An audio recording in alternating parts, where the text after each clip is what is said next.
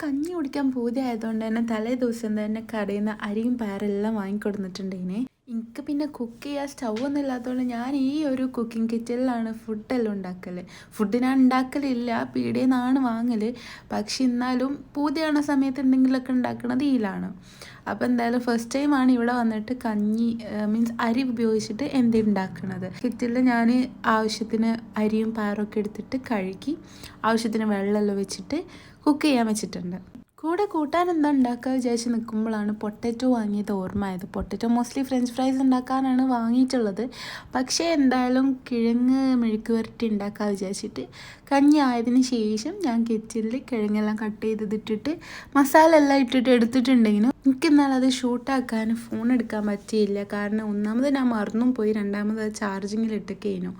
അപ്പോഴേക്ക് ഹസ്ബൻഡ് ജുമ എല്ലാം കഴിഞ്ഞിട്ട് വന്നിട്ടുണ്ടായിരുന്നു. പിന്നെ ഞങ്ങൾ രണ്ടാളും ഒരുമിച്ച് കഞ്ഞിയെല്ലാം കുടിച്ച് അതിന് കൂടെ ഞാൻ സൈഡായിട്ട് പുളിയും മുളകും ഉടച്ചതുണ്ടായിരുന്നു. അതിൽ പുളിയില്ല, ലിംബ പിഴിഞ്ഞിട്ടാണ് ഉണ്ടാക്കിയിട്ടുള്ളത്.